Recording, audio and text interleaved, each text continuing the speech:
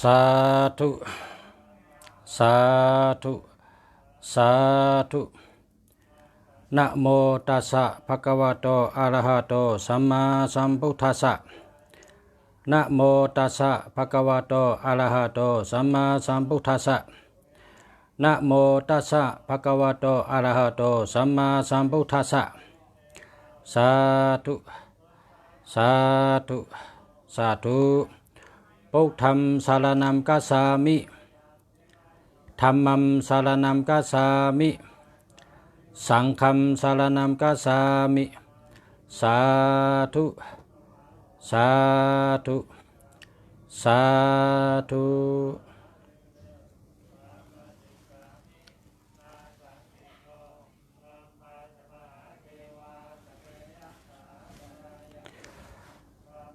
สาธุค่ะ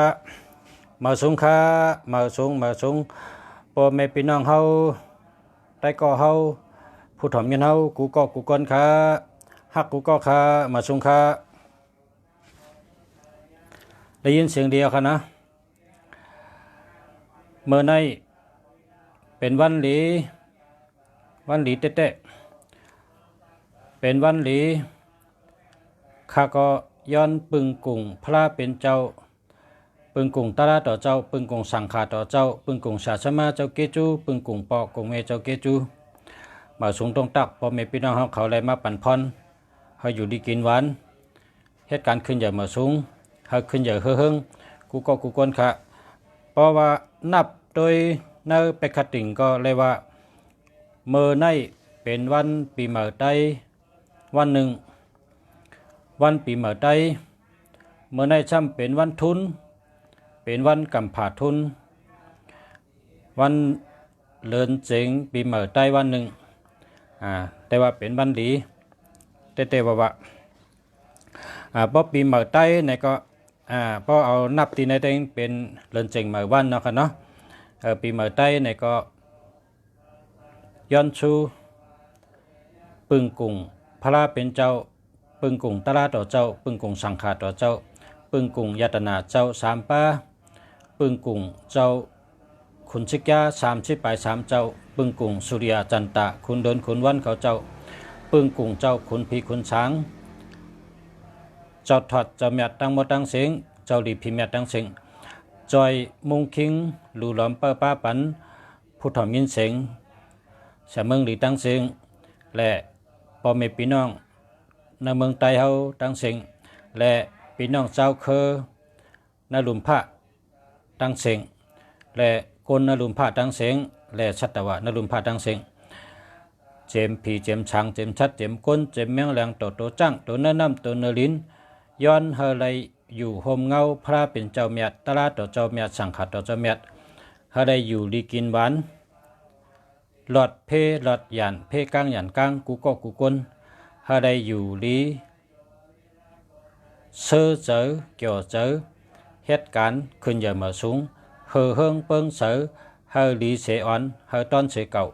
กูก็กูก้นเฮอเลยมีสติตาลาอยู่กับจับโตหังเผอหังมันอันว่าสติอันว่านั้นเปิ้นอัมมาลัดปันเฮาเลยตาเสเฮาโหลเลยขึ้นปันสติโตเฮาคอยเตเลยมีสติตาลาตาเสสติตาลาอันว่านั้นมังปอกใต้ก็เฮาก็อยู่ไกลเปิ้นตันมาปันสติเฮาเพราะว่าเฮาเคยมีสติดีป่ะไหนโตเจ้าเก่าถูกลีไลปันสติโตเจ้าเก่าก้อยแต่ไรว่าโลไรมีสติตาเสอันว่านั้นพอเฮาเคยมีสติตาเสเฮาเตเปิ้นมาปันสติเปิ้นก็อ่ำมาอยู่จำเฮาตาเสพอเฮาเคยมีสติตาเสเฮาโลมีหังก้อยเฮาก้อยโตเก่าปันสติเจอเจ้าเก่าปันสติโตเจ้าเก่าก้อยขาอัตตาหิอัตตาโนนาทอโตเก่าเป็นที่พึ่งโตเก่าในข่าวอันดีเดเปิ้นพึ่งโตเก่าครับขอความปั่นพรในปีใหม่ เอาสติตลาเอาญาณปัญญาแก้ปัญหากว่ากูลองให้ไว้สติเจอนิ่มเจอเย็นให้ตั้งสติมันตั้งสติลีมีสติมีสมาธิมีปัญญาแก้ไขกว่าปัญหากูลองพูดเตเกไรอยู่เกกว่าเฮ็ดกว่าตัวทบนั่นจะเป็นตอนปัญญาสอนขึ้นเจ้าเก่าเว้ยการตัวทบพอเฮ็ดกว่าปัญญาก็เตไรมาตีนั่นค่ะเฮาคาเฮ็ดการสังก็เย้าเฮาคาเฮ็ดกว่ากำเดียวละอย่าไปเปิ้เผออย่าไปเปิ้ข้าวยามพอเฮ็ดกว่าหน้าการอันเฮาเฮ็ดนั่นจะเป็นปัญญาเฮาคาสอนปันเฮาขึ้นก้อยมันน่ะมีเผอเปิ้ข้าวยามดีจังก้อยเฮ็ดมันน่ะมีเผอเปิ้ข้าวยามแคมจังก้อยมาเฮ็ดจังก้อยมาเฮ็ดนี่มันมีเผอก้นอ่องมันก้นอ่องแก่ก้นนลุมผ้าอันเปิ้นขึ้นใหญ่มาสูงเปิ้นอ่ำเปิ้ข้าวยามเปิ้นอ่ำเปิ้วันทุนปอตันเปิ้นเฮ็ดกว่ากำเดียวพอเฮ็ดกว่าปัญญาเตไลมาจอมนาการอันเฮ็ดนั่นก้อยขา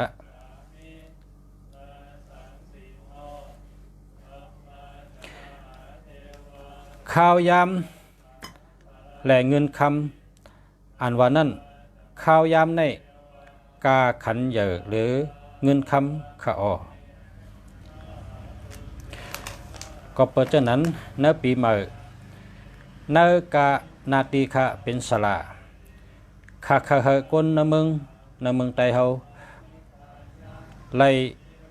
ปิญญานำไล่ตื่นโตนำไล่มีตังหูนำเฮาขึ้นอย่ามาสูงเฮาอยู่ดีกินหวานเฮาหลอดเพเฮามีเงินมีคำนำเมื่อในข้าไล่ตอกเปตังเนื้อปี2เหง15ตั้งนาในเนื้อเปตังกึดตัวหนึ่งปองว่าปีใน2แห่ง15กามจัตตะโจจัตตะเมืองไตตัวเจ็ดตัวเสน่ขึ้นอยู่ที่อัทุนค่ะขึ้นอยู่ที่อัทุนเสน่อยู่อัทุนเพราะฉะนั้นก็อัทุนอันว่านั้นปองว่าลีเต้ๆค่ะตั้งปีค่ะอยู่อัทุน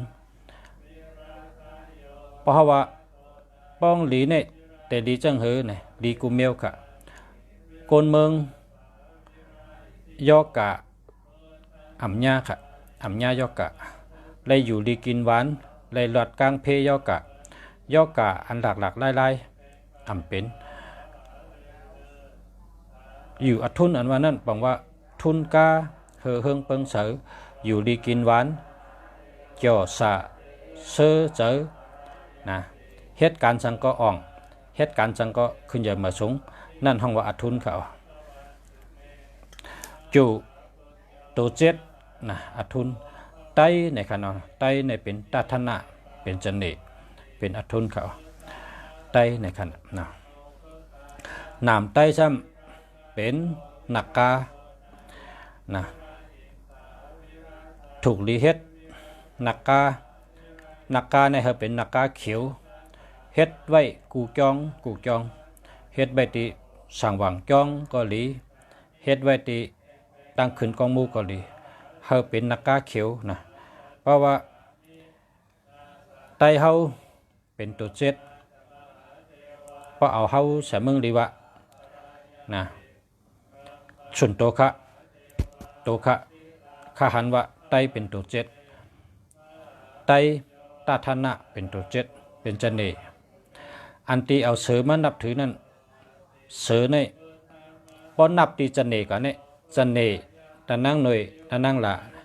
พอนับกำไตก็ว่าวันเสาร์วันติดวันจันทร์มันเป็นวันทอกเลยเสือเนี่ยเป็นอันมาทอกเป็นว่าสุขคำนะครับสุขะคำสะนำไตเต้เป็นนักกาเสือนั่นแห้งแดดมาเสือเนี่ยก็แปลว่ามันเป็นอันทอกเขาปันตั้งมีอำนาจมีปารามีอำนาจมีพุงตันโคค่ะ อันนี้เป็นตัวขาก็เร็วนะเป็นตั้งหันถึงขาก็เร็วก็ขัดตอกด้วยเนื้อไปต่างจูไตอยู่อทุนนะตักเฮืองเปิงเสือซื่อเสียงลือหลังจอดโตลุมพะอำนาจเตะขึ้นใหญ่เฮืองกุ่นกะตั้งขายโคนุงโคไหวแต่ขายดีตั้งปีปลายหมากมีเนอลิ้นเตอลิ้นตักไหลขายออกน้ำเตะๆปั๊บปีในปลายหมากมีแต่ขึ้นแต่อยู่ดีกินหวานแต่เฮืองเปิงเสือตั้งปีในปี2015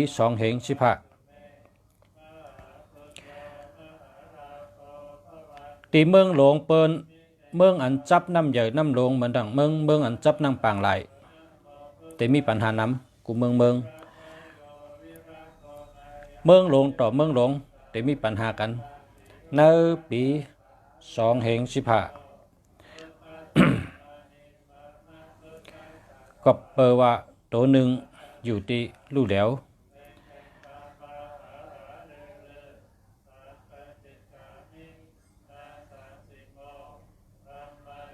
ในปีในผู้หลีก้นเมียดก้นถือศีลถือธรรมก้นกำศีลจะในเตะสาเจอเชื่อเจอนำเตะเตะไรเฮ็ดตั้งหลีดีงามตั้งปีค่ะอ๋ออันนี้ตอกไปต่างไว้ในปีใหม่2015ค่ะ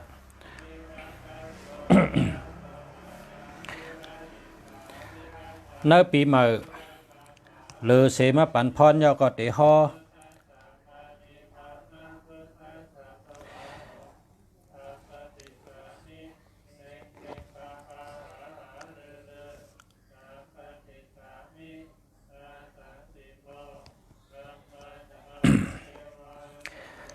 ความสอนอันก้น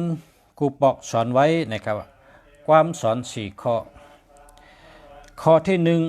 1เป็นก้นในอยู่ที่ไรก็โลหูกฎหมายเมืองนั่นนะครับ1โลหูกฎหมายเฮาอยู่เมืองใดก็เฮาโลหูกฎหมายเมืองนั้นข้อที่1ข้อที่2โลหูลองซื้อขายกุ่นกะกาขันขายเชกัดข้อ3โลมีปักเปิงจีการหลีหมอเฮ็ดเช่นหมายจรังปักเปิงหลีข้อที่4โลหมอกะหมอขายนะครับในข้อที่4คนกูก็โลได้มีของดี4เมียวนะครับ1ลอง1โลหูกฎหมาย2โลหูขันขายโคนกันกะกันขายเนื้อกาด4โลมีปักเปิงจีการโลหมอเฮ็ดเช่นหมายจรัง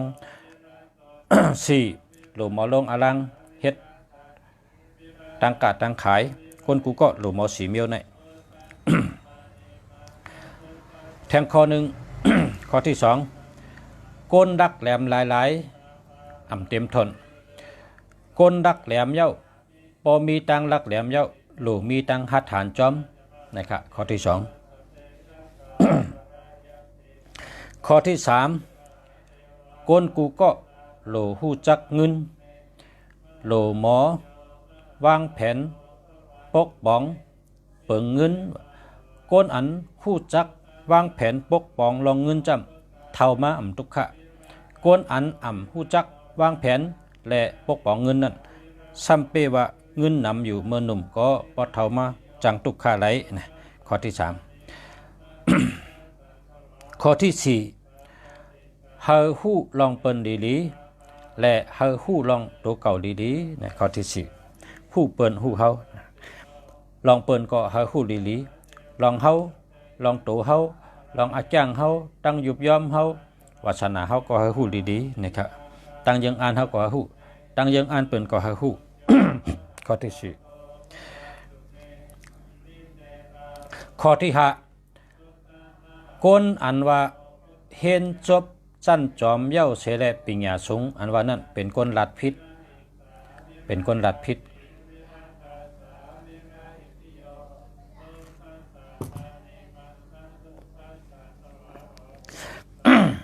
ต่อค่ะกันต่อค่ะความอันเปิ้นก้นอ่องมันเขาลัดว่าผู้อ่องมันนลุมผ้าลัดว่าการเห็นอ่ำมีจันจอมการเห็นอ่ำมีวันเชียงชุดการเห็นอ่ำมีวันเชียงอ่ำมีวันชุดสืบเห็นกว่ายึงเห็นยึงหู้ยึงเห็นยึงหู้จังไหนคะจังไกว่าก้นเห็นสูงขึ้นจันขึ้นกำพะขึ้นกับ นะ1 2 3 4 5ข้อที่5ข้อที่6นี่ก้นก็เหลอฮัดว่นลองมืออันเปิ้นอ่ำว่นอันเปิ้นอ่ำเฮ็ดเฮาซำว่นเฮาซำเฮ็ดนั่นได้เป็นก้นหมากมีและก้นเจอปิงหยาเสียแหละมีอ่อนตังเปิ้นห้องว่าก้นว่นมือป้ายปิงหยาขึ้นกับ ข้อที่6ป้อเผอเคยขึ้นใหญ่ป้อเผอเคยเป็นป้อเล่งเปิ้นเฮอหมอเล่งไว้ก้นหลีก้นแก่ก้นกัดก้นแขนก้นมีปิงหยานำก้นก็เลยเป็นก้นกัดก้นแก่ก้นแขนก้นมีปิงหยา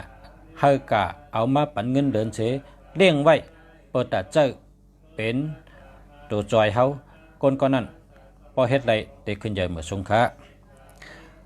ป้ออ่ำมอหาตัวจอยจึงอ่ำมีตั้งขึ้นใหญ่ป้อเผยเคยขึ้นใหญ่เฮาเล่งเฮาจ่ายเงินปันก้นแก่ก้นกัดก้นแขนเอามาเล่งไว้ตาเจ้าจอยการเฮาตอนตักขึ้นใหญ่มาสงค้า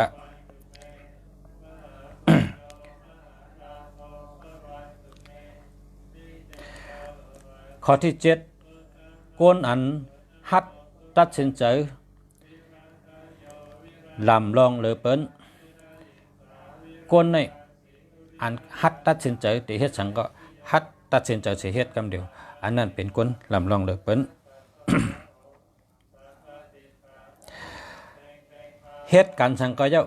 ป้อเฮ็ดกว่าทางหู้แต่ได้จอมนาการอันเฮ็ดนั่นนาการอันเฮ็ดนั่นอำโลเปอร์พร้อมเจ้าสังก็เฮ็ดกว่ากำเดียวป้อคุกจะไล่ป้อเฮ็ดกะนาการอันเฮ็ดนั่นเตะก้อยเฮ็ดก้อยแคมก้อยขาข้อที่8ตั้งหู้และเงินคำ2 นิ้วในตั้งหู้ลำลองเหลือเงินคำขาข้าวยามและเงินคำก็เหมือนกันข้าวยามกาขันเยอะเหลือเงินคำขา คำพองว่นว่ากาเล่งก้นนำนั่นเซ็งหลายๆก็เนี่ยอำลีค่ะเพราะว่าว่นเช่นนั้นยึงเฮาเล่งไรก้นนำยึงนาการใหญ่เฮาตีอ่องเขา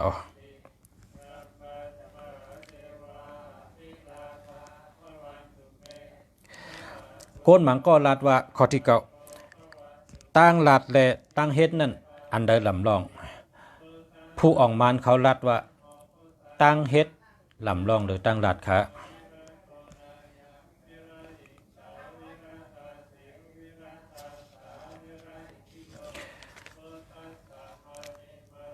ผู้อ่องมันดัดแทงข้อหนึ่งว่าเงินและข้าวยำอันใดลำลองหรือเปิ้นข้าวยำลำลองหรือเงินขาเมื่อในก่อนลึกก็กะเป็นวันที่ใครอยู่ในมันเป็นวันก็เลือนที่ในตั้งเดือนเมืองใต้มันแง่เลือนเดียวกันเพราะเป็นที่ในได้เป็นปีเหมือใต้เมื่อในเอาค่ะก็วันนั้นแหละ เมืองในเมืองเป็นนับเหมือนกันนะข้าก็ออกมาปันพรเมื่อในเป็นวันปีเหมือใต้วันหนึ่งที่เมืองในค่ะเนาะนั่นก่อนเนปีใหม่ก็ขอย้อนสู้เหอมีเงินเหมือคำเหมือตั้งหูเหมือน้ำโตตอนกันกูก็กูกวนเฉมกาย้อนสู้เหออยู่ดีกินหวานเหตุการณ์ขึ้นใหญ่เฮงกูก็กูกวนเหอเลยมีโตเกี่ยวเจอเกี่ยวอยู่ดีกินหวานกว่าลีมาหลอดกว่าฮอดมาถึงกว่าตั้งใดก็เฮอหลอดเพอยู่ที่ไรก็เฮอหลอดเพเหตุการณ์งานฉันก็เฮอมีลองขึ้นใหญ่มาสูง